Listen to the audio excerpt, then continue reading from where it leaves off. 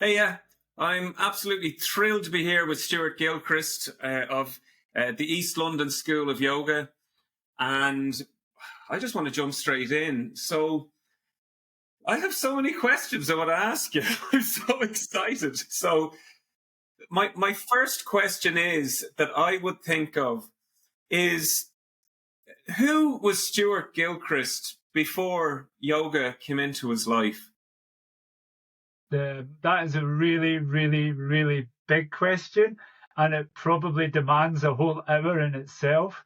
So I'll try not to give you the full story, but if you want to start from somewhere in the beginning on the west coast of Scotland, in Ayrshire, I was brought up in a very Masonic, strict Protestant background, very strict Protestant, almost Church of Scotland background, and brought up in that religious background, and you know yourself the religious context of the west of Scotland and the north, and so brought up in a very Protestant background in the 1960s, in the days of extreme religious bigotry between Catholics and Protestants, same as it would have been in Belfast. It's not far from Glasgow, not far from Greenock.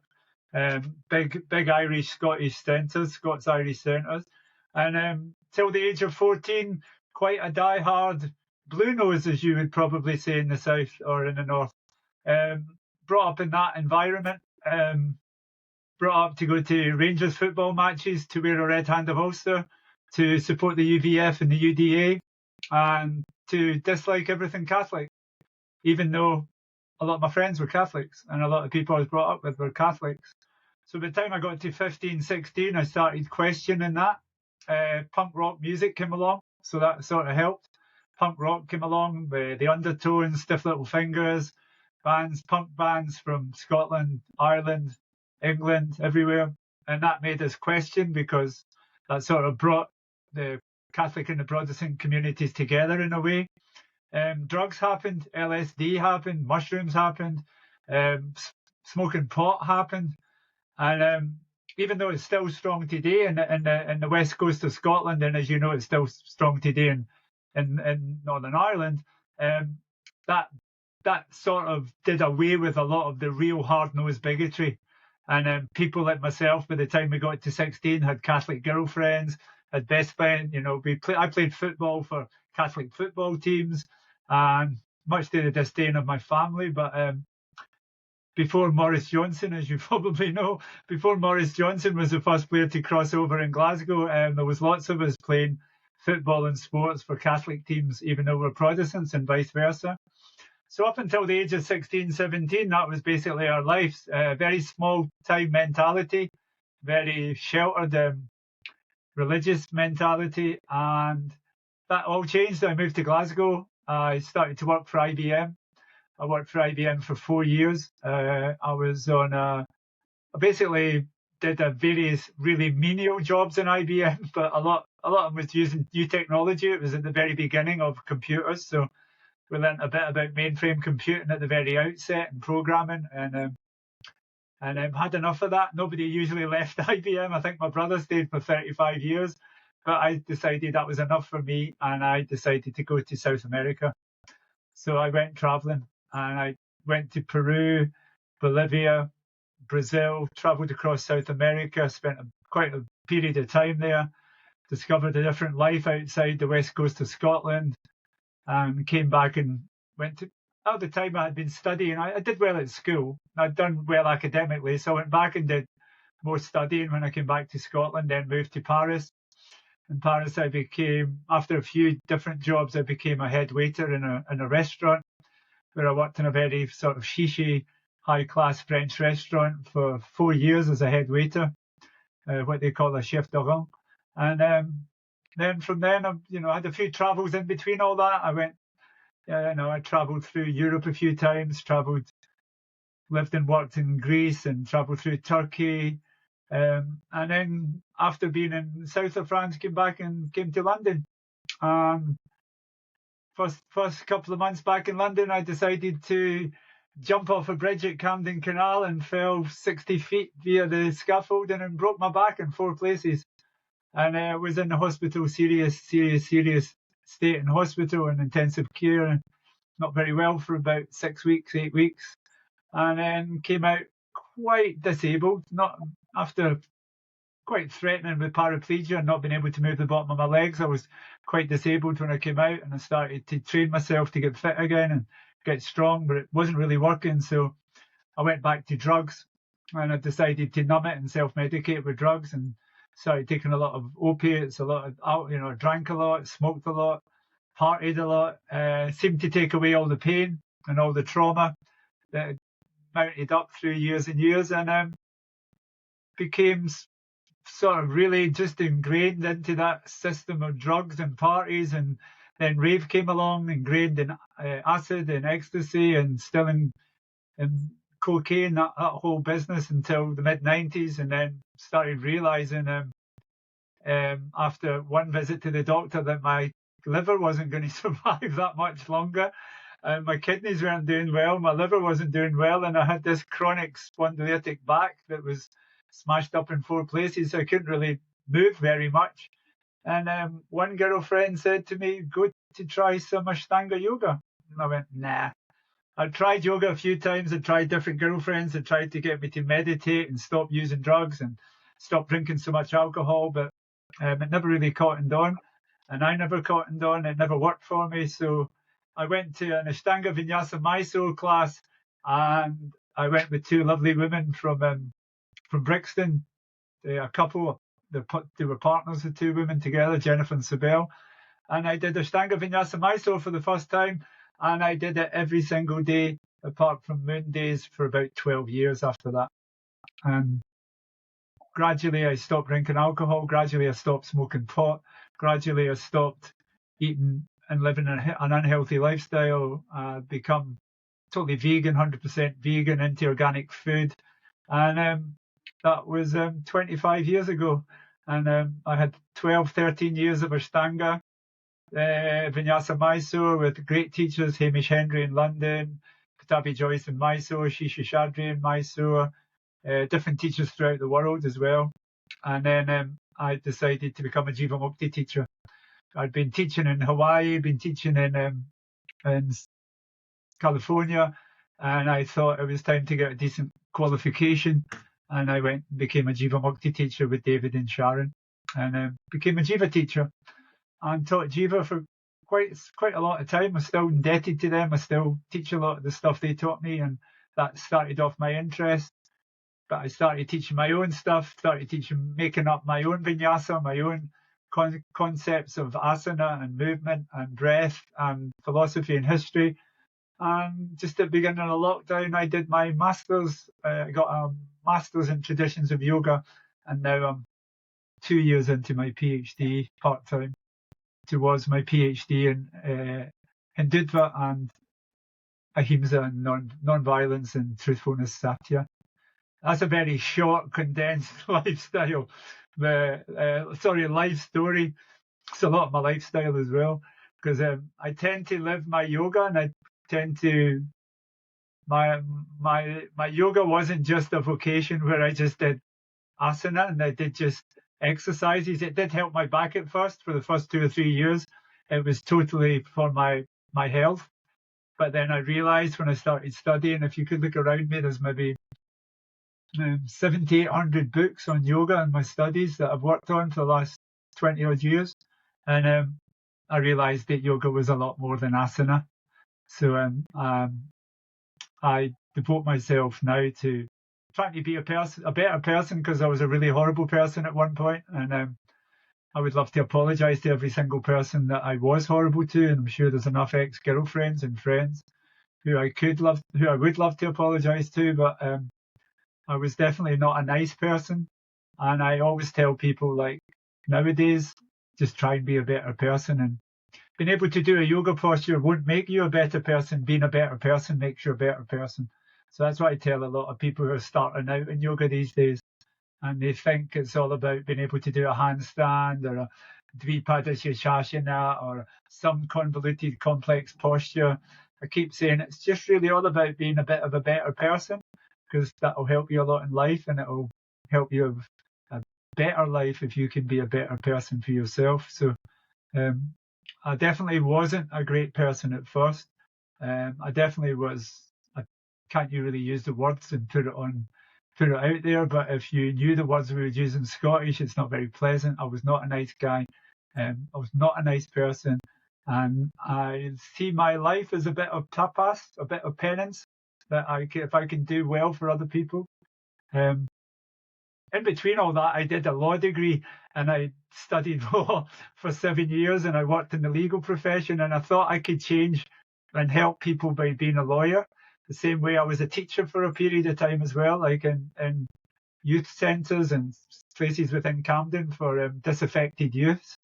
When I was a proper teacher, and I thought I could help people and change their worlds by being either a lawyer or a teacher, but I realised that eventually that I can change people a lot more effectively by being a yoga teacher and using the teachings of yoga than I could ever be by being a barrister or being a solicitor and or being a teacher in a classroom, which made me more. They were part of my destructive periods as well, because to live that lifestyle, to be a teacher in a class in Camden, or to go to court every day and be a lawyer, a solicitor after you finish your law degree and your postgrad, it needed a lot of drugs and alcohol, needed a lot of staying power, and all that environment is drugs and alcohol. The legal profession, the teaching profession, a lot of it's kept afloat through drugs and alcohol on the teachers' part. Not all teachers, obviously, but my set at that, the set of people I hung about with at that time, even within the legal profession or within the teaching profession, they drank and took drugs because they had to do that job. And that was part of their job, part of the only way they could do that job.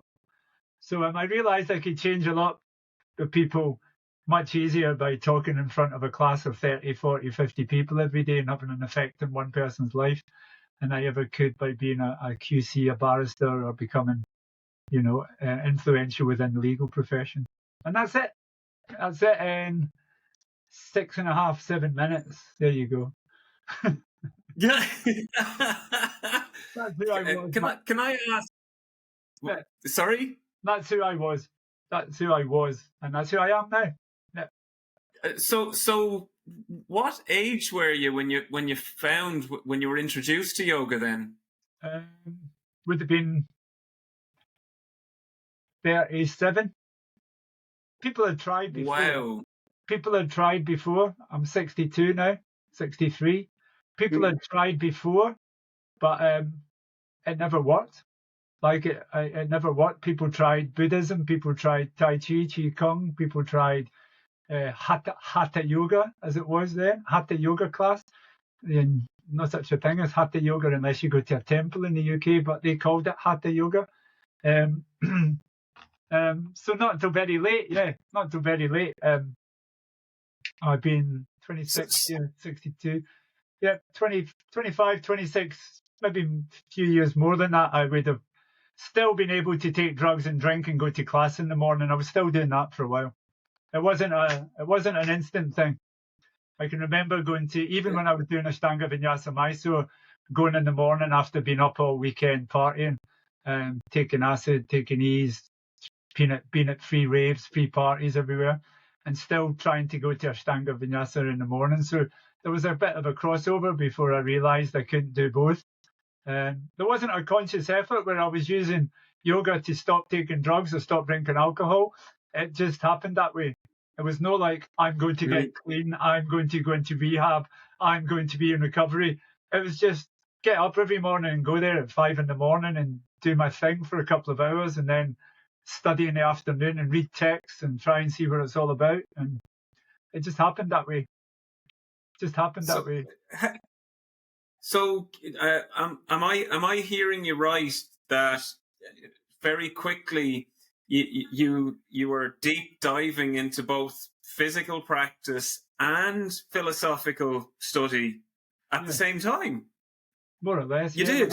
Yeah, more or less. I had about a year to 2 years where I thought that aṣṭāṅga vinyasa Mysore was the best thing in the world and the only yoga in the world, and it was all about doing that sequence. It was all about finishing primary series.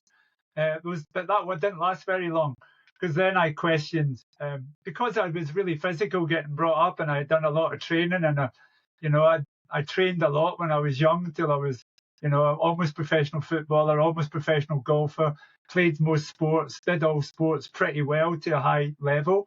It took me a while to realise that there was something else different from this, the asana and the yoga practice, than there was from other physical exercise. And there's a funny story as well, because I was taught aṣṭāṅga vinyasa Mysore after the teachings of Krishnamacharya and Pattabhi Jois. So after 2 years, I had to go to India. I had to go and see Pattabhi Jois in his house and meet this guy who had given me this practice. And, in effect... Only after 2 years, Stewart? Only after 2 years? 2.5, 3 years, I'd nearly finished primary series. And I wanted to go and see him in his house, because I knew things were changing. He was getting older, and I had seen him quite a few times when he had toured, when he had come to London, and we'd been and done workshops with him. But I wanted to go to his house and stay in Lakshmipuram with him in Mysore, and because I think I was indebted to him. I think I was indebted to that style of yoga for saving my life and giving me back my mobility. I could actually bend over and touch my toes. There was a long period when I couldn't put my socks on, and I was, on diamorphine and on any morphine that would get rid of the pain in my back because of the quadruple fracture and the crushed vertebrae. Can I ask, the one thing that jumped out at me, Stewart, because it wasn't clear, was why did you have that fall? Or was it intentional or otherwise? No. You've probably been to a place, you've probably been a few times yourself, either with yourself, your friends, or your family. But you come to Camden Canal at Camden Lock, and there's 2 or 3 bridges. And I used to live in a squat just down from Camden Market, and we were in a place called the London Film Co-op, making music. We were just playing drums and singing and smoking pot. I wasn't drunk or anything. I smoked quite a lot of pot. I wasn't drunk.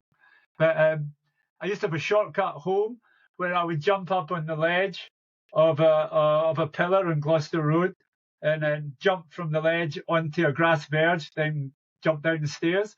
But I jumped onto the ledge that night, and my mates had just left me at the gate, and I jumped down, and the Camden Council had moved the ledge, and they were doing work, so it was just a straight fall with scaffolding. So I hit the scaffolding 2 or 3 times down, then hit the canal towpath and ended up in the water. So then I didn't know what to do. I thought I was going to die, obviously, on the way down. I was like, fucking hell, what is this? And then when I hit the water, I was totally there, lucid, and I was like, I might have broke my neck, I might have broke my back. I better get out of the water because it's freezing. Pulled myself up onto canal towpath and started screaming and shouting. Couldn't walk very much, and thought, what am I going to do now? So I dragged myself up the stairs. I pulled myself up all the stairs, and I got back up to the gate, and I started shouting out the gate. And 2 people heard me, and eventually about half an hour later, an ambulance came and took me to Royal Free. My mates hadn't heard me. They had left and went a different direction. I had to wait till someone heard me.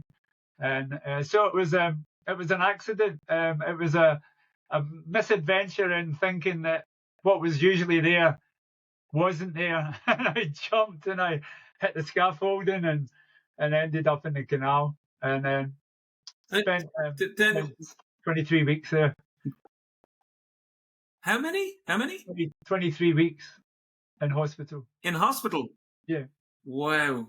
Yeah. And then the next thing that jumps to mind when you decided that well, I have 2 questions. So number one is, how did you finance yourself to spend so much time dedicating yourself to your yoga practice at the beginning?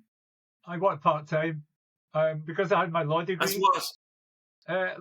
Legal advice. Yeah. I had my law degree, and I couldn't be a solicitor because I didn't sort of stay within the profession, but I could work in legal advice centres, law centres, advice centres. Did that for a while. Sold a lot of pot. I sold a lot of pot, definitely. I still think that THTC is a good medicine, and I will argue till I die that THTC and CBD, people are now using medicinal marijuana is so commonplace, but when we were younger, it was so illegal. If you get caught with an ounce of pot, you could go to prison. But so we used to sell copious amounts of pot, a lot of cannabis, a lot of ecstasy, I was well into psychedelics by that time. So I was into being a psychonaut, I would do ayahuasca, I'd do DMT, I would do mushrooms. I worked with my friend and I had a psychedelic bookshop online, one of the first ones in the world ever, Psychedelic Intelligence, where we'd talk a lot about different uses of psychedelics, ayahuasca, ibogaine, DMT, different mushrooms. We'd grow mushrooms and sell mushrooms. I did a lot of that. I still did my law work.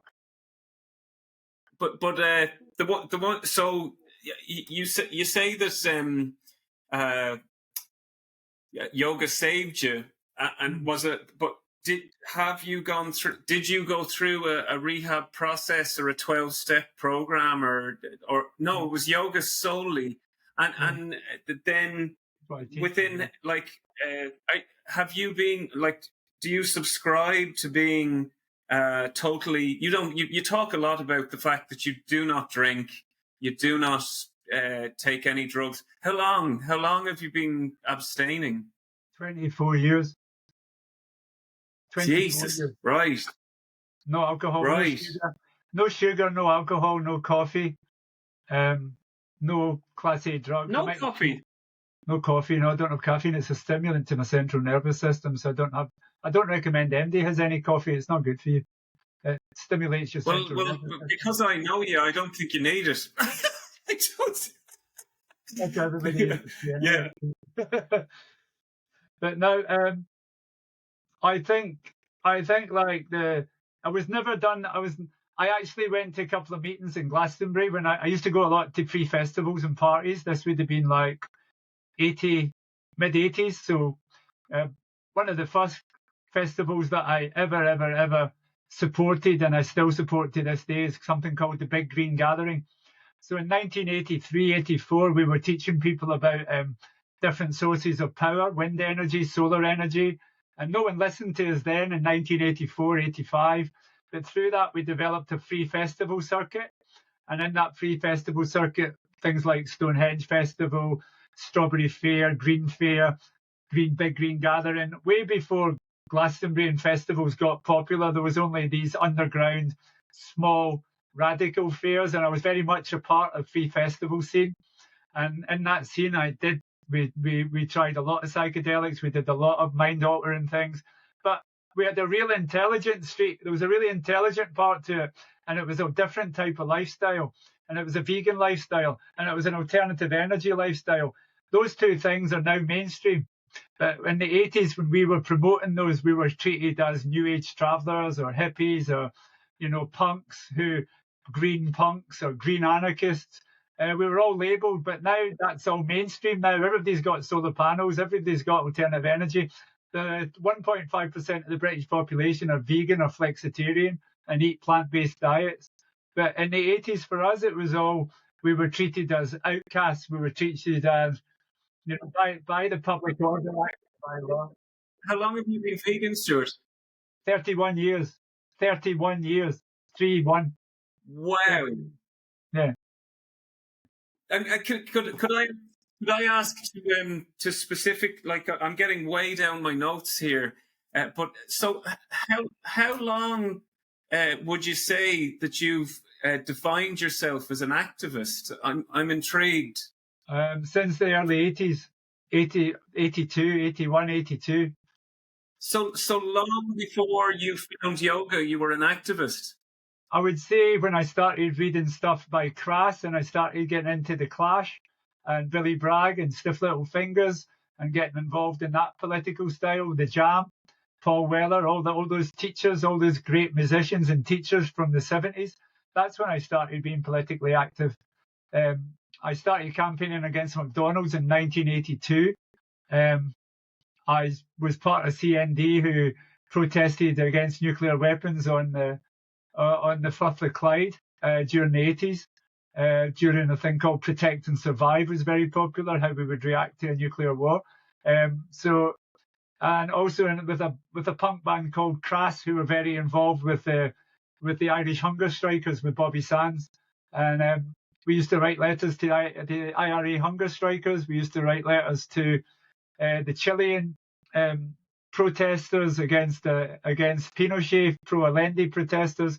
We supported Nicaragua, the Nicaragua Solidarity Campaign in 1980, and we did lots of direct action for it. So then, yeah, long before I was into yoga.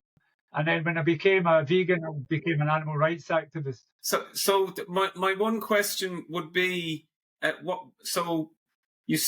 what does your activism look like now in comparison to what it was then? Nothing. Sitting doing what I'm doing with you now. You can't protest. Protest in England is illegal. Protest in England is illegal.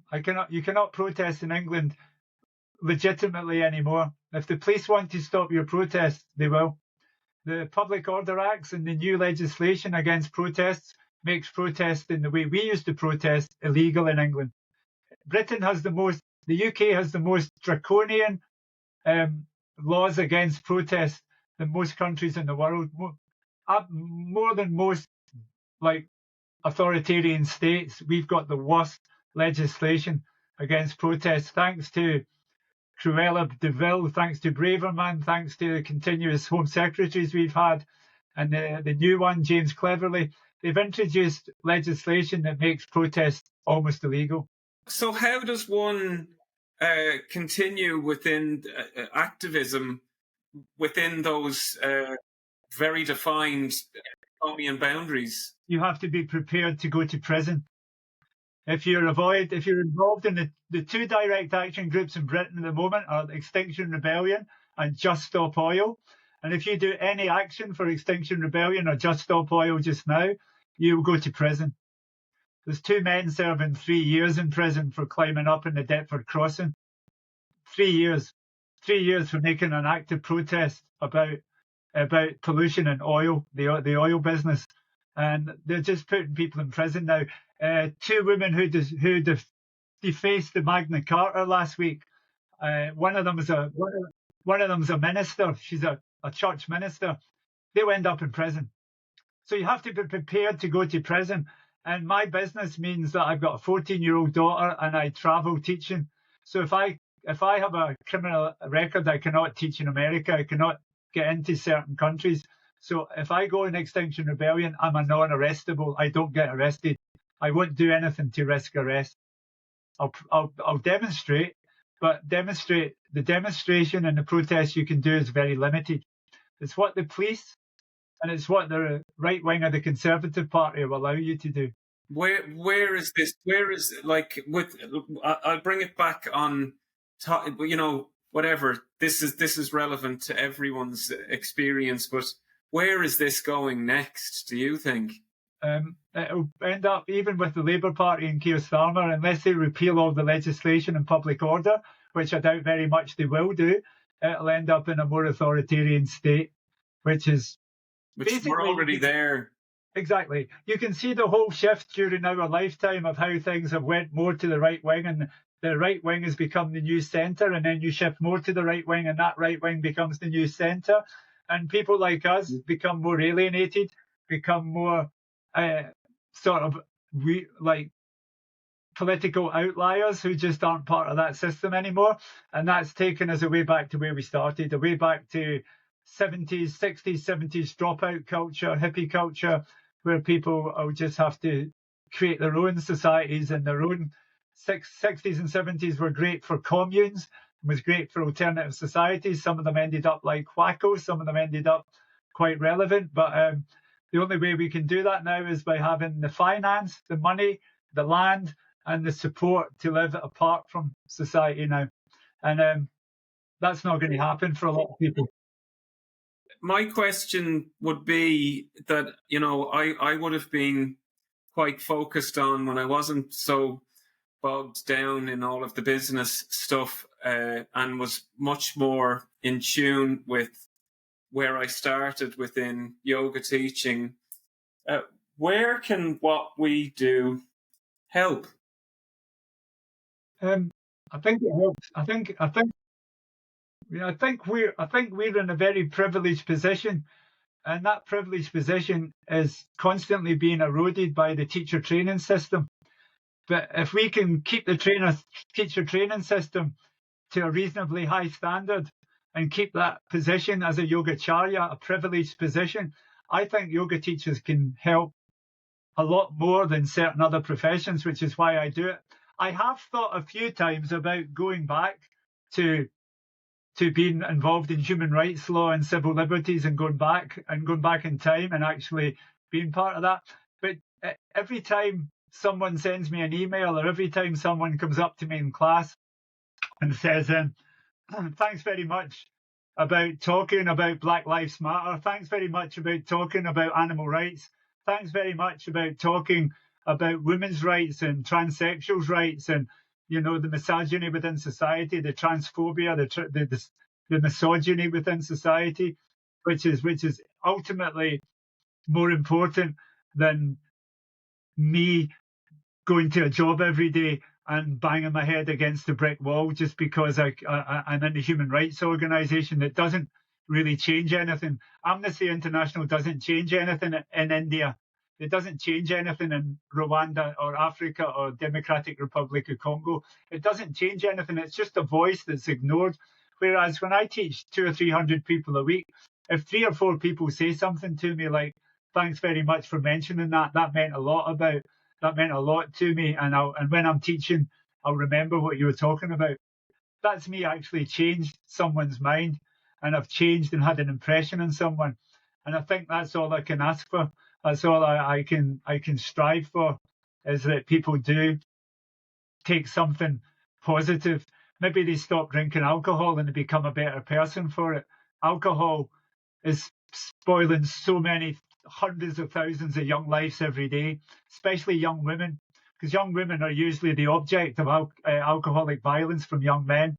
And the whole society is based around this drug that's available in a service station on the motorway 24 hours a day for cheaper than a bottle of water. You can buy a bottle of vodka tonic in a mixed up cocktail for $1.99 in service station. A bottle of water costs £2.50.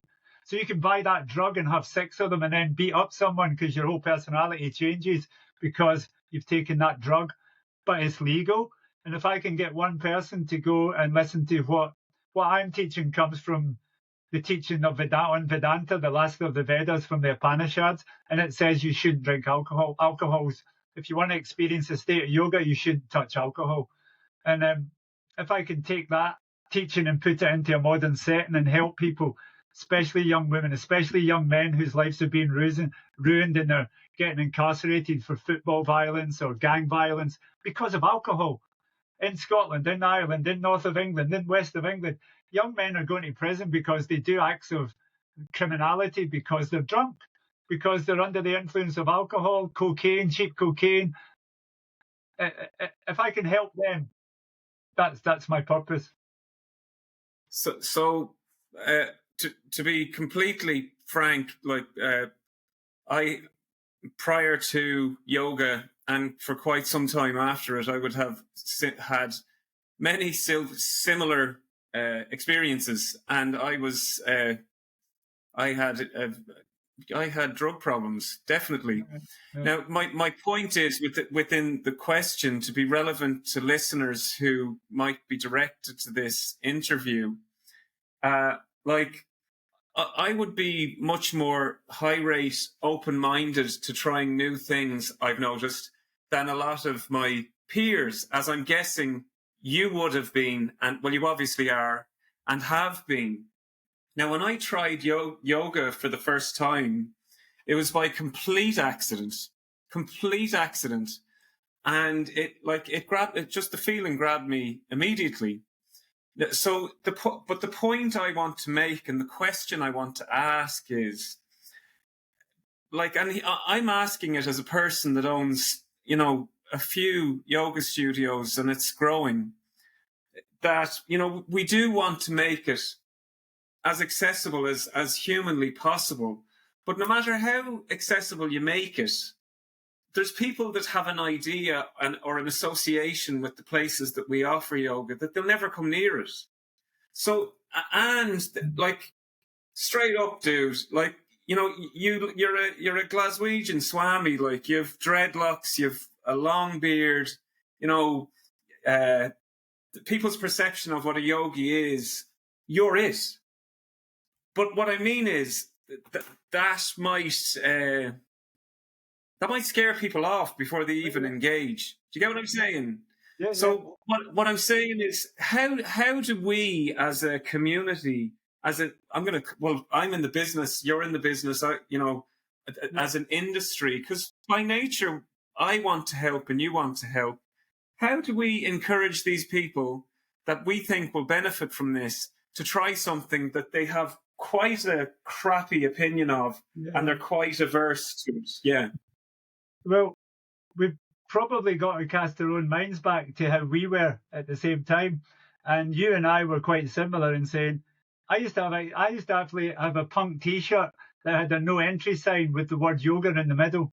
Because my sister, I actually had a really nice T-shirt that when I was a punk, like anybody in an Afghan coat, anyone who liked King Crimson, Genesis, Pink Floyd, did yoga, read the Bhagavad Gita or Lord of the Rings, I was like, no thank you, not interested in unkinder words than that, not interested. So if you cast your mind back, those people are probably in the same mindset as we were back then. We don't want to be with this guy with the white beard and the white hair who owns the yoga studios and sits and chants mantras and plays his guitar and does kirtan. And they don't want to be with the guy with the white beard with the dreadlocks and the mala beads and the God T-shirt. We're just normal people. I think you have to say to them, how do you want to make your life better? And ultimately I say it every single day to a class almost, how do you want to die better? Most people ask 3 questions, and if you ask those people the same 3 questions, who am I? What am I doing here? And where am I going? That will have a resounding effect on those people. Doesn't matter who you are. Doesn't matter who you are. You could be a CEO of HSBC. You could be so ardent that you're not interested in these guys with the white beards and the hair in the yoga centers. And, I'm a businessman. I've been doing my business for 20 years. Yeah, but who are you? Who are you? What are you doing here? And where are you going? If you can everybody asks those questions. It's a bit like Blade Runner at the end when he asks, what am I doing here? Where am I going? Who am I? You're a replicant. You're going to die. You're in the middle of the rain having a shit time. They're going to answer those questions the only way they possibly can, And if you get the opportunity to just say one profound thing to them, it could change their whole life forever. And those 3 things definitely had an effect on me. Who am I?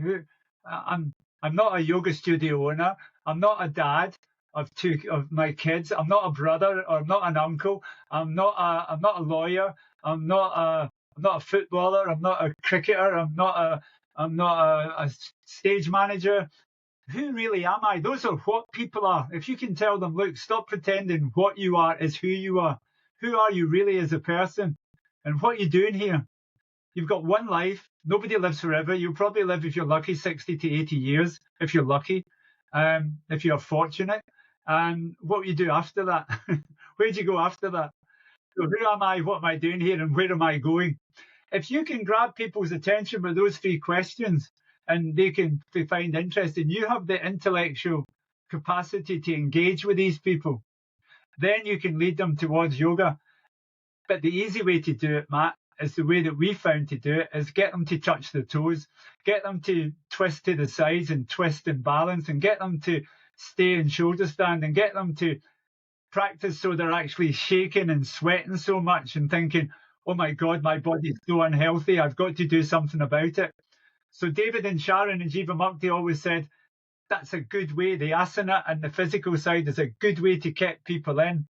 And once you get people in physically, then you can start propagating. Then you can start sowing seeds. Then you can start educating. Then you become a facilitator.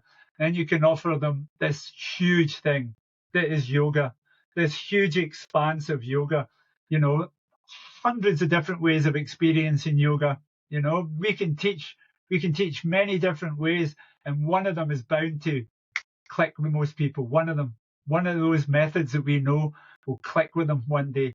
It might be seva. They might want to be in service. They might want to do voluntary work. It might be karma yoga. It might be raja yoga.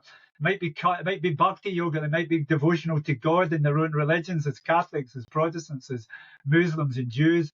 So that might resonate with them. Then they might be interested in hatha yoga, just using their body and using their physical body. Then they might be interested in the Ayurvedic side of it, the healing side, and the yoga therapy. Many ways. What does your practice look like now? I get up in the morning. I get up before the family get up, and it's the exact same as it's been for about 6-7 years. It's the same sequence I've worked on, 2 sequences I work on, and I practice 28 days of the month. And it goes 5 A's, 5 B's. It's very much based on aṣṭāṅga vinyasa Mysore. Then forward bends, then my own sequences that I teach, which will be warriors, trikonasanas, twisted twists, Svarga Dvijasana, balances, forward bends, back bends, inversions, Shavasana, meditation, pranayama, go to work. Maybe an hour and a half, 2 hours every day in the morning. And then go every day, 28 days a month. How much time do you dedicate to pranayama? Usually a minimum about between 15 and 20 minutes. If I've got a day off and I've got a break, I'll do a lot longer. If I've got a break day where I don't have to teach that much, so I only have one break day at the moment, but sometimes I even teach it, which is a Wednesday. My practice can last from anything from 2.5 to 3.5 hours. Then I'll do a lot of different asanas. I'll do a lot of meditation, and I'll do a lot of pranayama. Do you ever go to? Well, there's 2 parts to this question also, and please tell me when you want to cut off for time, Stewart, because I'll just keep going. Do you ever go to classes yourself in London? Never, no. Never. No, not in London. No, I'll go in India. That resonates. No.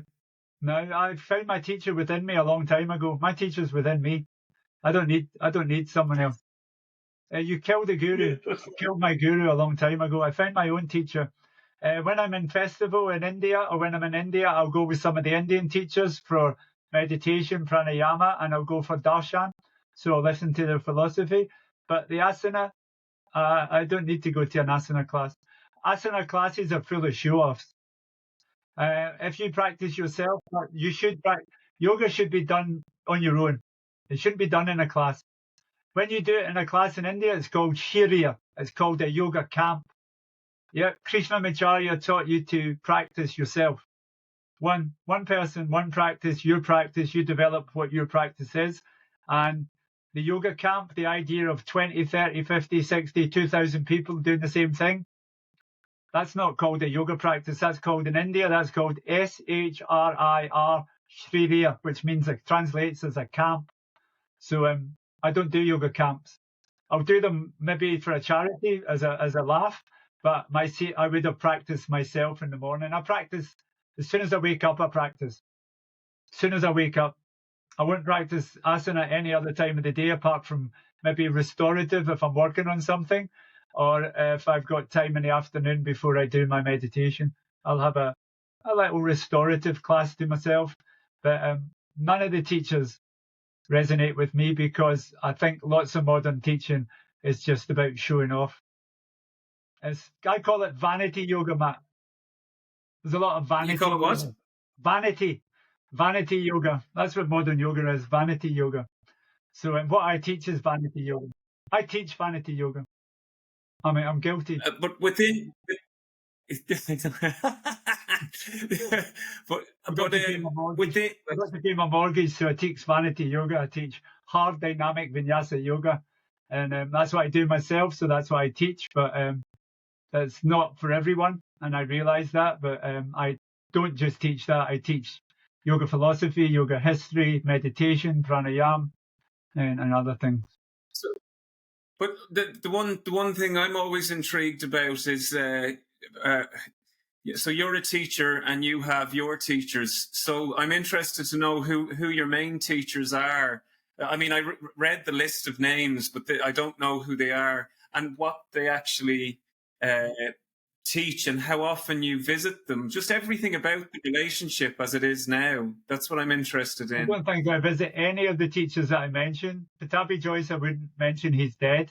And I sort of separated from him before he died because I knew about the sexual allegations against him. Hamish Hendry owns aṣṭāṅga London, and he will be there every morning at 3:30 in the morning himself practicing, and then he teaches every day till 10, 28 days a month, 12 months of the year. And he's a devout aṣṭāṅgi, aṣṭāṅga vinyasa Mysore. Jennifer and Sibel were two teachers from Brixton who I first started with. I don't have any contact with them. I know Sibel somewhere in Switzerland, Jennifer somewhere in Brixton. They don't connect at all with modern yoga. Shisha Shadri is still in Mysore. I send a lot of my students to him. He teaches in Mysore. Shisha Shadri with his son. He is in his 70s now. He's an aṣṭāṅga teacher, probably the best adjustment teacher in the world. Who taught me how to adjust, and I adjust very, very physically the way he taught me. I know you do. Other teachers. I suppose it's a cybernetic element to my teaching. Way before lockdown, I started looking at a lot of people online. So I've had connections with people over the internet for a long time, but basically. There is a phrase in aṣṭāṅga, there is a phrase in yoga that says, find the teacher within. Find the teacher within you. And I firmly believe after what I've been through in my life, and especially the last 25, 26 years, that I've found someone within me that I can listen to. And that thing within me is open to teachings. As when I go to India, I learn from different teachers, but it's on a higher level of what we call vijnana maya, the higher level of intellect. That's why I connect with teachers now, not asana teachers. I don't connect with asana teachers. No, I understand. I connect. I'm conscious. How much longer do you want to go, dude? Do you want to? 2 o'clock. Yeah, we just keep going. As long as I'm fine. Yeah, that's only an hour. Right. Yeah, we just so. Yeah, my next question is that I should have asked earlier is after how long practicing yoga did you begin teaching? I was asked quite a lot. I remember after about 3 or 4 years, people said, "Why don't you teach?" And I said, "I don't know enough. I don't know enough." After about 3 or 4 years, remember, you have to. When you talk about timescales with people and how they do yoga, you have to remember that our discipline as aṣṭāṅga vinyasa Mysore practitioners is really strict, and it's 28 days out of every month. We don't practice moon days, and that leaves every other day we practice. We do the same 5 A's, 5 B's every morning, then we do our class, our sequencing. And I had been doing that for at least 3 to 4 years before. At that time, in the early 90s, beginning of the 90s, end of the 80s, you couldn't really there wasn't any yoga studios for a start. There was like 5 yoga studios in London. It was before Tri Yoga. It was before the first commercial yoga studios were set up. And you had to teach classes in gyms, in sports centres. And to do that, aṣṭāṅga vinyasa Mysore wasn't a qualification. You couldn't say you were an aṣṭāṅga teacher. So most people had to go and become a Shivananda teacher. So even though we practiced aṣṭāṅga vinyasa Mysore, if you wanted to be a teacher, you had to go to India and become a Shivananda teacher. That meant you could get insurance and you could work as a yoga teacher. So I did the Shivananda teacher training, but I never really enjoyed it. And I left before the end. I never liked being in a Shivananda ashram. I didn't like the mentality of the teachers. I didn't like the hypocrisy of the swamis, because I was a raw foodist when I went. I was 100% raw, and they weren't even vegetarian, some of these guys. And they were pretending to be swamis and monks, Buddhist, Hindu monks and yoga teachers, and they weren't. So I left without the bit of paper, even though I did most of the course, but I left without the bit of paper. And then when I came back, lovely man called Peter, who ran the little green magazine at the Shiatsu Centre, asked me to teach a class for him. And at that time, that would have been 3 to 4 years after solid practicing of aṣṭāṅga. He wanted me to talk aṣṭāṅga through to boat position. And the great thing about that classes, and all the classes then, where you were only allowed 12 people in a class. 12 people was considered the safe amount and the best amount that a teacher could teach to. Yesterday morning I taught to 56 and 25 online. This lovely little green yoga centre, Green Centre in Nag's Head in Holloway, said no more than 12 people. And they actually paid me more in 1999 than some of the yoga teachers get paid today in London for 12 people. And I always tell young teachers my first teaching experience, and that was after about 3 to 4 years in aṣṭāṅga vinyasa Mysore. And I wasn't qualified. I didn't have any insurance, but he trusted me, this guy. He trusted me to teach because he'd seen me practice. And I covered other classes at his centre for him. And then I always realised like how lucky I was to get that opportunity. But I also make a big point of telling people who are now working in yoga centres in London, doing 1.5 hour classes and getting £30 and getting no bonus for the amount of people they have. And I say to them, I got more than that in 1999 for teaching 12 people maximum in a lovely yoga centre in Holloway Road, in a lovely green centre. It wasn't really specifically yoga. One of the questions that came in through Instagram by Emma Crowley was, what advice would you give to yoga teachers starting out? Practice. Right. So many young yoga teachers don't practice enough. Practice. Yeah. Practice. Like I didn't. Practice. Like you got to practice. You can't teach if you don't practice. So the first thing you got to do is practice. If you practice, you'll end up being a good teacher. You'll know the sequences, you'll know the breathing, you'll know the dristis, you'll know the philosophy, because you practice, because you'll get to the niyama that says svadhyaya. And if you practice, you'll get to svadhyaya, and you'll realize that you have to study as well. So your practice isn't just about what you do in the mat. You have to actually open a book and read. And then you have to go to the other elements of svadhyaya, which is self-learning, learning about yourself, your true self, asking those questions. Who am I? What am I doing here? Where am I going? So svadhyaya, yes, it is book learning. Yes, it's scriptural and textual. Yes, you have to do that part. But svadhyaya is much more than that. And you'll only get to that part through practice. So I would tell all teachers to practice, and don't rely on one teacher training, because most teacher trainings are very, very, very, very inadequate. I'm really proud to say that my teacher training is beyond adequate. I don't know if you have this in Ireland, but we've got Ofsted, and Ofsted monitors schools and give them a one-word recommendation, which was in the press recently. So Ofsted will say that the Leighton Primary School is outstanding. I would say that most yoga teacher trainings are inadequate, not outstanding. You can use 2 words in Ofsted now as well. They let that happen, the government. But I would say that most teacher trainings are not outstanding. They are not adequate. And I'd find a good teacher training. I'd find one that is totally disciplined, totally thorough and covers everything. And you won't learn in 200 hours to be a yoga teacher. You'll maybe learn in 500 hours to be a yoga teacher. You'll probably learn in 800 hours. But the first thing you have to do is practice. Just practice. So practice. How old is the East London School of Yoga? How old is your School of Yoga? Because it is yours, isn't it? Basically, it's just me. Yeah. I started. Yeah. I started with satyagraha. Satyagraha means non-violent civil disobedience. It's a term that Gandhi made up. I started satyagraha, and I was going to develop my own type of yoga.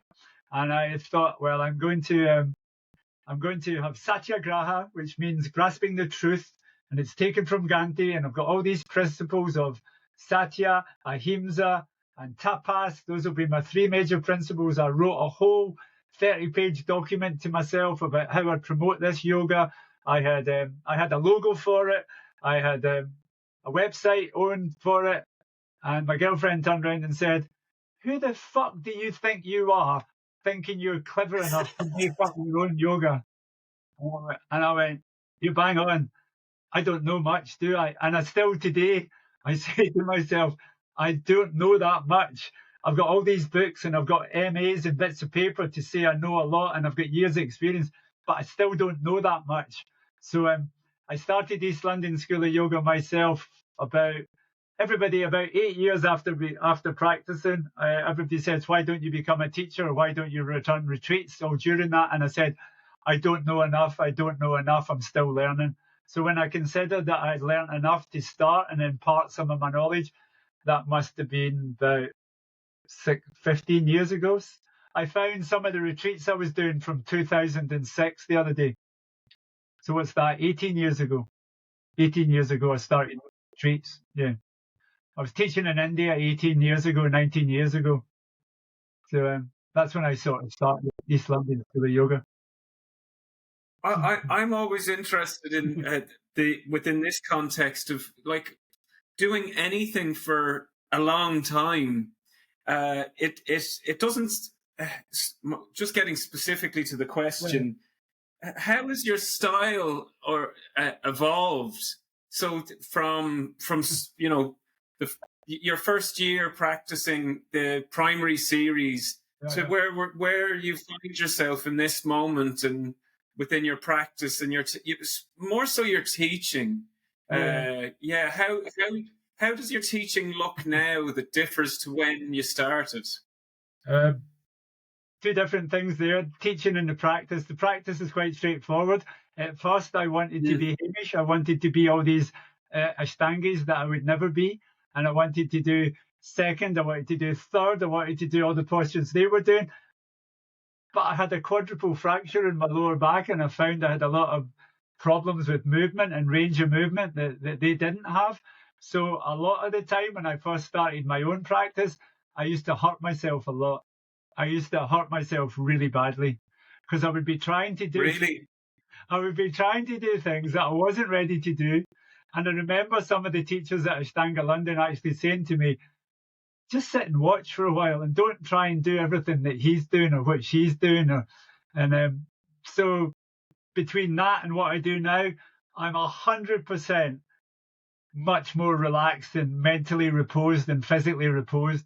And I can almost go through my whole daily practice effortlessly, and I won't sweat until I want to sweat. I'll just treat it as a meditation, as a breathing, moving meditation. And I can go in and out of the postures quite easily that my body's familiar with. And I can always go back to things that I practiced throughout a long period of time. And they seem to always be there. Things like, I don't know, Garbhapindasana, Kukutasana, things that come up in aṣṭāṅga, which are quite demanding for most people. They just come quite second nature after years and years of practice. So I don't have that. Teaching-wise,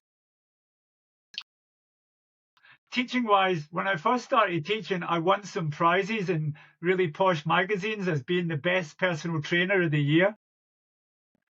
And I had to write them an email and say, I'm a yoga teacher, I'm not a personal trainer. So I think at first my trainings came across as I was a personal trainer because I'm quite disciplined and I'm quite hardcore.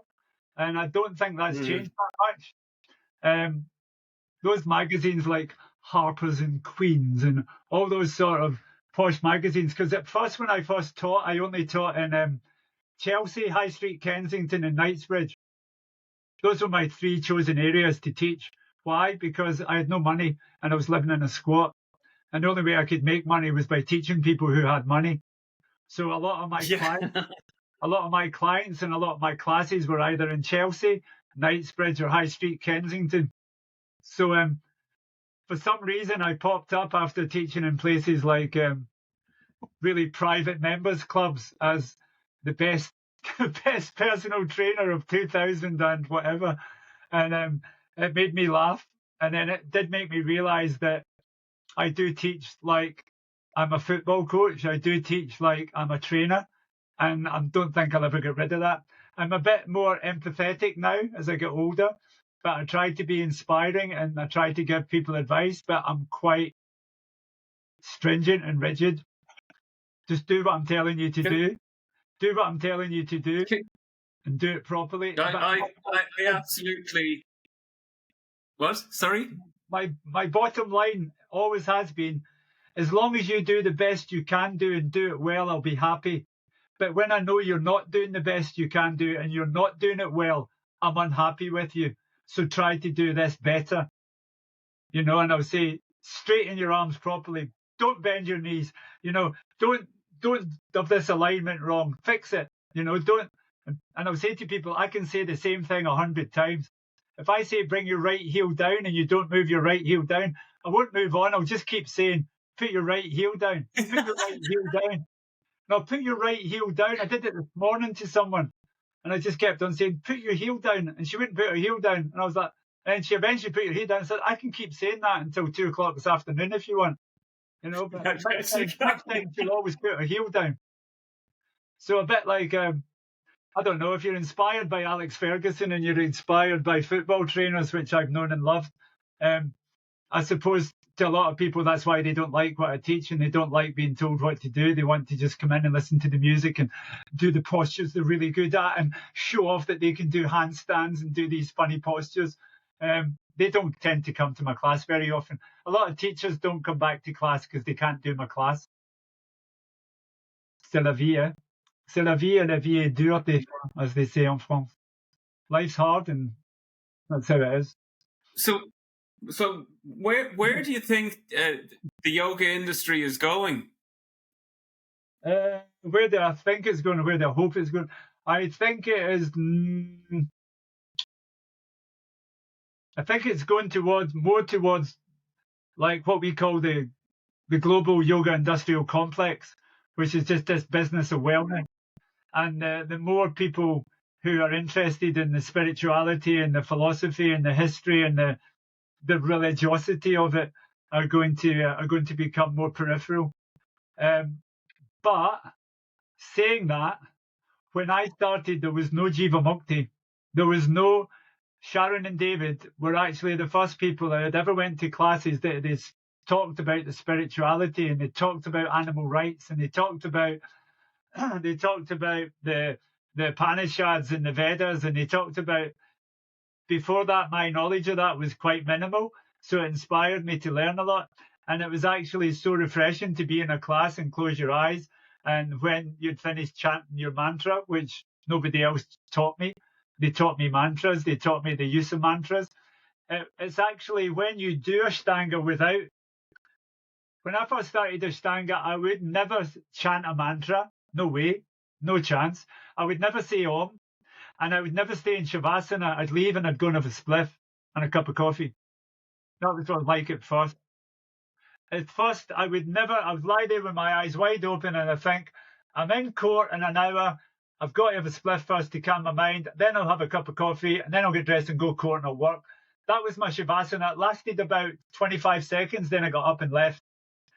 And I'd never sat down and went, Bandi, Gurunam, Sharanara Vinde, Sandara, Shita, Svatmatsukava Buddhi. As soon as someone started chanting that in a aṣṭāṅga class, I would be like that.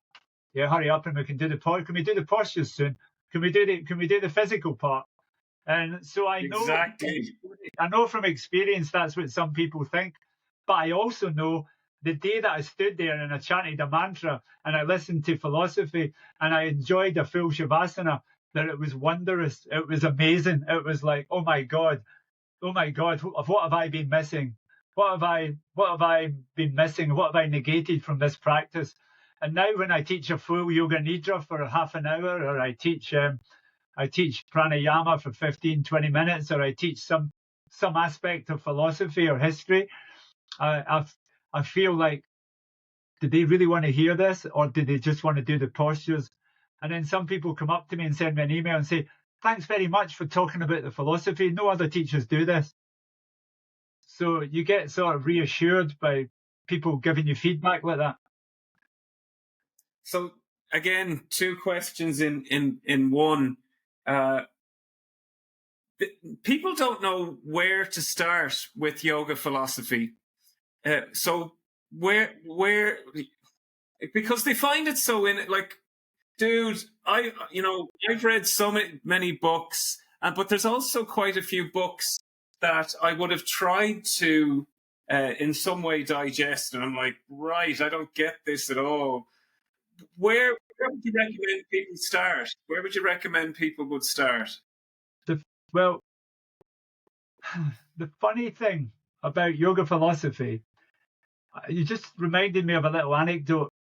I talk to some people from Yoga Alliance Professionals UK quite a lot, they're my accrediting body for my teacher training.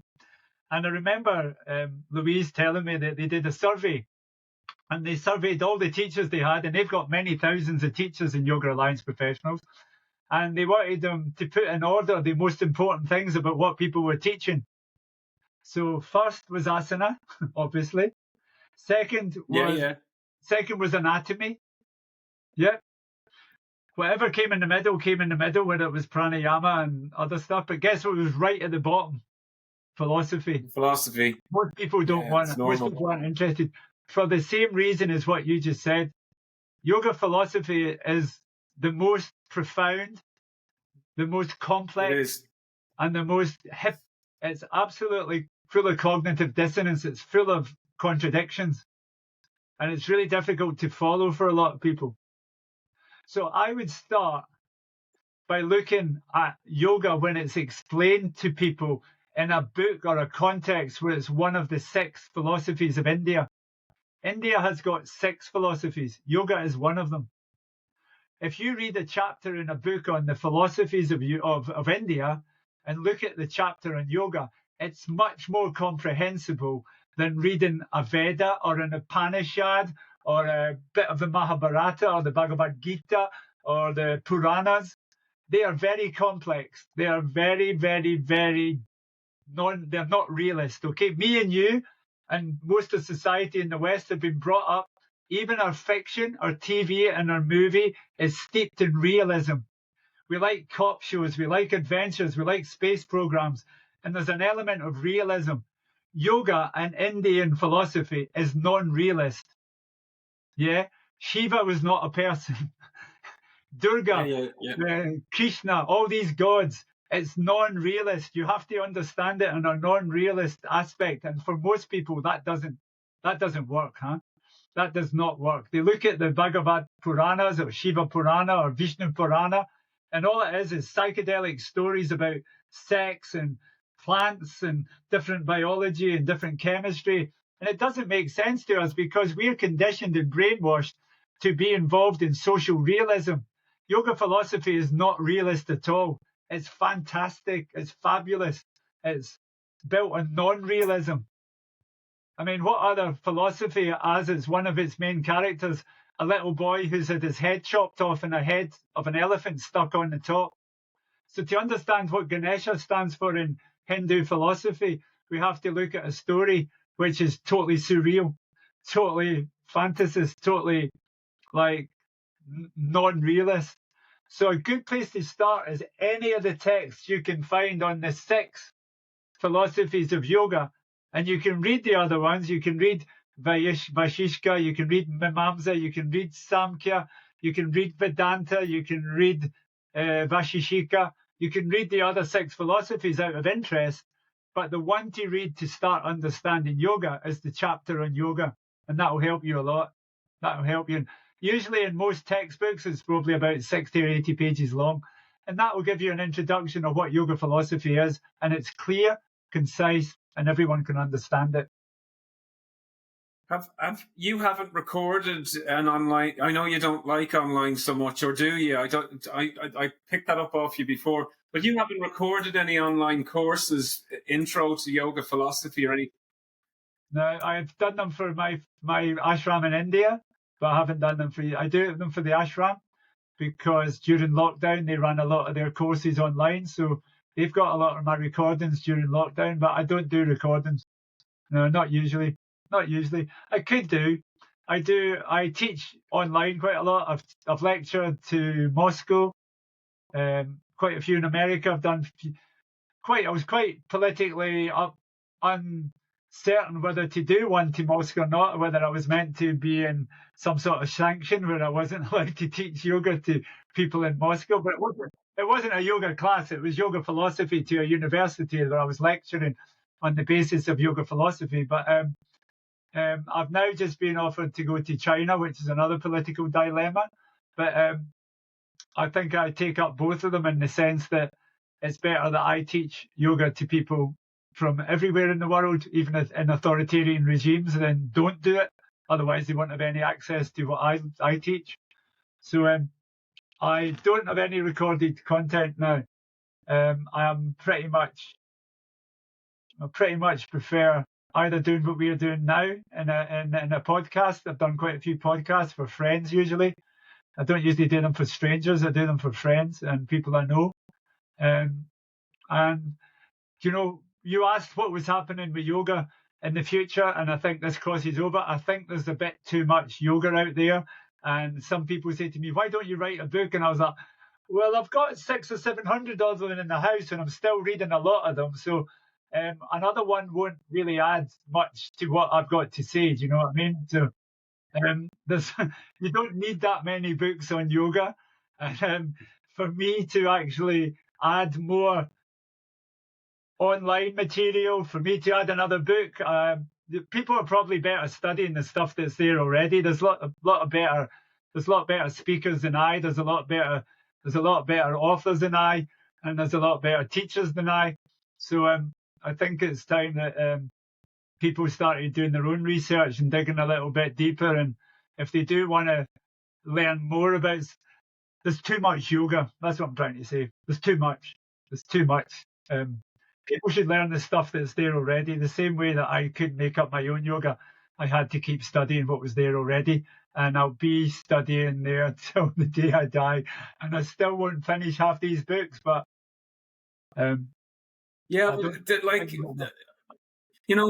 most people, probably, I'm guessing, including you, however, the volume of practice and study was like compounding interest. You would have done a lot quite quickly, that you found your inner teacher faster than most. And most people don't get there, dude. Like, they just, like, of course, that would be, my point is, most people want a teacher, and within the philosophical aspect, they need somebody to help them digest the material because it's so much. So, What about if I said to you, most people don't need a teacher. Most people need to find their true selves, and most people need to find their own self-autonomy. The whole concept of people being taught continuously takes away their own will. And what earlier we talked about recovery, and we talked about 12 steps, and we talked about how you went through giving up addictions. The only person that can give up your addiction is you. The only person that can teach yourself is you. The only person that can stimulate your willpower and exacerbate your willpower is you. So if you teach them to rely on a teacher, if you teach them to rely on a third party, a non-autonomous, I think you have to discover self-autonomy. I think you have to find your own, take responsibility for yourself. And I say every day, I say to yoga practitioners, why don't you practice on your own? Why do you come to my classes 25 days a month? You come every day. And I keep saying to them, I get sick of saying it, obviously, but I will say to them, why don't you self-practice? Why don't you do your own practice? The way you'll develop as a teacher and the way you'll develop, but they come the next day. And that's been happening for 15, 20 years with some people. Yeah, fair enough. Okay, fair enough. But down deep, I really want to say to people, taking responsibility for your own self is yoga, not relying on a guru, not relying. One of my friends used to always say, I don't know what the question is, but the answer is my guru. And that for me is an abrogation. That for me is an abrogation of responsibility. That for me is denying your own self-autonomy.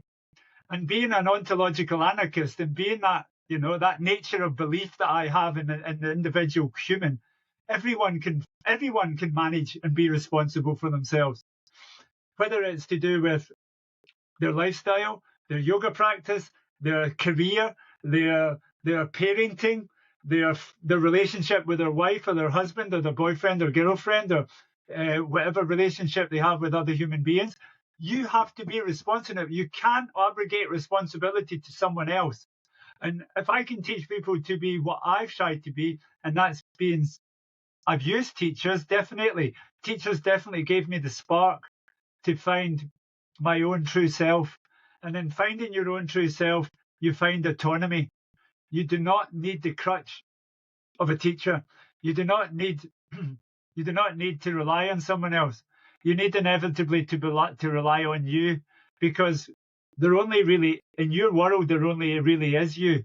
No one knows what you're thinking. No one knows what your mind is how your mind is working. So there's only you. So you have to engage with your will and realize that your willpower and the ability of your willpower is what got you out of bed this morning.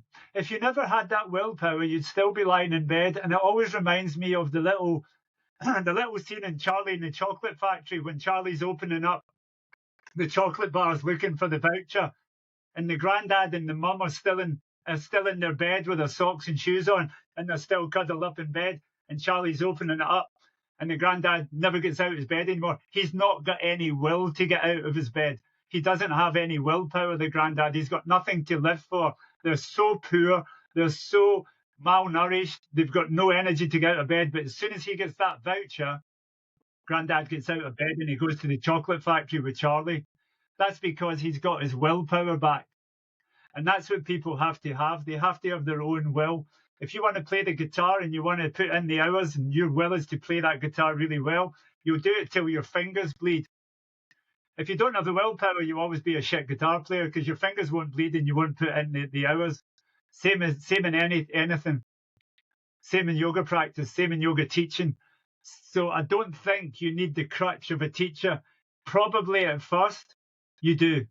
Probably at the outset, you do.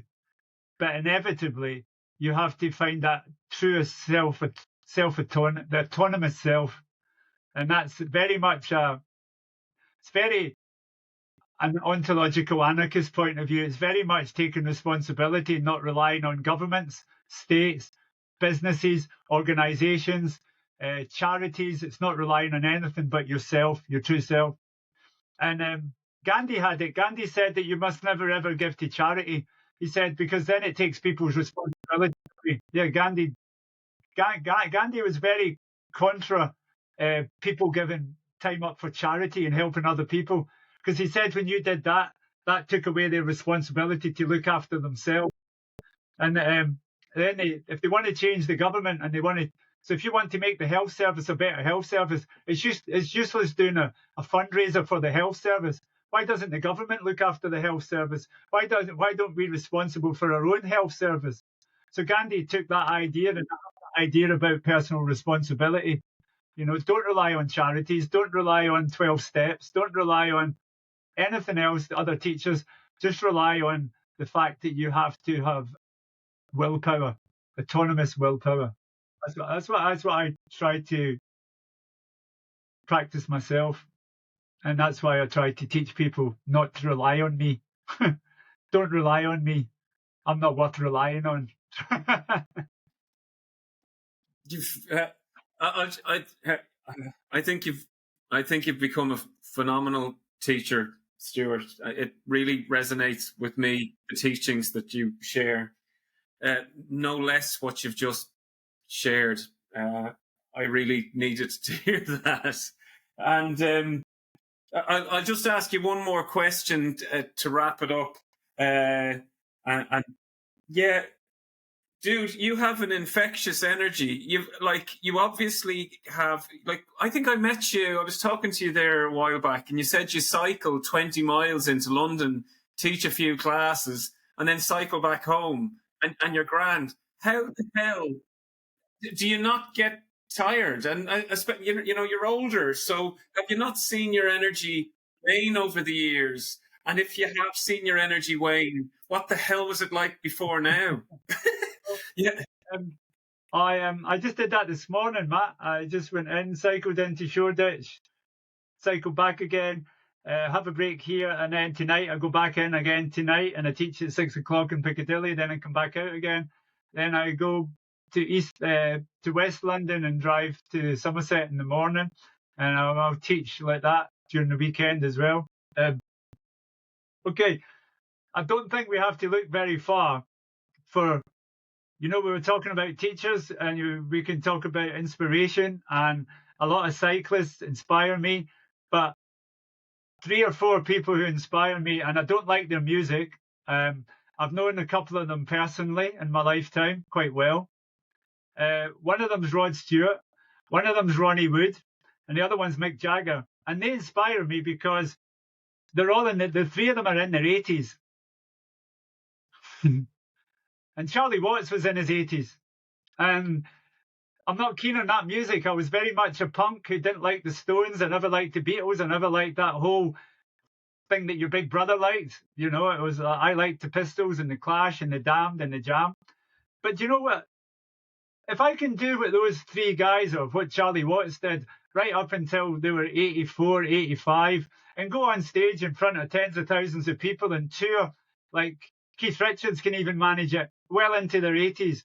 And they've got enough energy to stand and play for 2 hours a night, 5 nights a week, and tour the world. And you know how they do it? They don't take drugs. They don't drink alcohol. They're all very healthy people.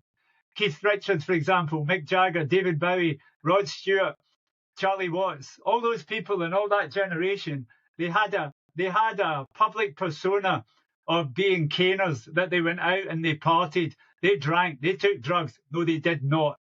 They totally understood that their brand was them, and they looked after themselves. The first time I ever had a colonic cleanse was 1986 with Rod Stewart. 1986, me having a colonic cleanse opened my eyes to a different level of health that these people were interested in that was way, way, way, way detached from where I was. I'd never heard of colonic cleansing. I'd never heard of acupuncture. I'd never heard of acupressure and feet massages, and I'd never heard of these diets that they were doing to go on tour with. You know, yeah, they had this public persona of being high on drugs and all this pop rock lifestyle, but underneath all that, for them to perform the way they did, and they are doing now, Rod Stewart still performs, Mick Jagger still jumps about that stage. They still perform into their 80s. And people say to me, oh, my auntie's really old now. She's 75. And I was like, 75 is nothing. The reason why people believe in numbers is because they've been conditioned by capitalist society to believe that you are 62 years old because someone told you were 62 years old, because someone who wanted to make as much money from the opium trade invented a time scale that we abide by now. A lion does not walk out into the jungle and go, I think I'll retire now, I'm 63. They've got no concept. They've got no concept. An animal has no concept of years and months, does it? You know, so why should I wake up in the morning and go, fuck, I'm 62, I'm not going to cycle today. Oh, I'm 63, I'm going to retire and start playing. I'm going to retire and start playing golf, right? I'm going to just do golf, that's it. I'm not going to work anymore, I'll just do golf every day. I wake up in the morning and I wake up the exact same way I woke up when I was 35, 37 when I started doing this. And it was like, wow, it's really good to be alive because I've not got a hangover. I've not got a drug over. My body feels quite healthy. Don't have a sore head. Don't feel like vomiting like I did the night before when I was on alcohol and drugs. And I actually feel good. So I might as well jump on my bike and go and cycle and teach someone what I know. And I'll still be doing that in 20 years. What age were you when you had your first kid, dude? Oscar's 33 now. So I would be 20, 29, 28, 29. My biggest boy's 33, and my two grandchildren are 2 and 5 with him. And then the other boy's 31, and he's having a baby next 3 months' time. And my 14-year-old daughter's just about to come in and kick the door in and say, "Take me to Bali, Dad." All right, well, come on then. She's 14 and she looks about 22, and she keeps me young as well because I've got to keep up with Olivia Rodrigo and Taylor Swift and all that music stuff. So I really, if I could teach one thing that people should understand, it's about age. Read a book called Longitude by Dava Sobel. Read a book about how the British actually invented time so it fitted in with their shipments from the Far East in their opium wars. And they needed a time system to get the food, the opium, the salt, the sugar, and everything back into London markets in time. That's why we've got a 24-hour clock. In India, in Arab countries, they've got a different time scale completely. In India, we're in Kali Yuga. We're in a dark age. We're not in the 21st century. So that whole mentality about I'm 62, that's old.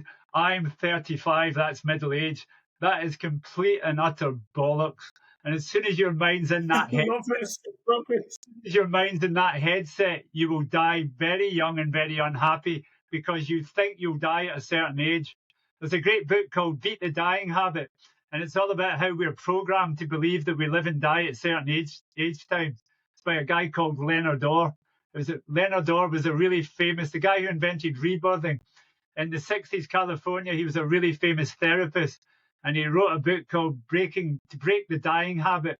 And we actually get programmed from when we're a kid to believe we're going to die at a certain age. Remember the 70 years and the 70 years and 10 that we got brought up with? Oh yeah, my mum's 70 years. She'll live to 70 years and 10. So you're already saying you're going to be dead by the time you're 70.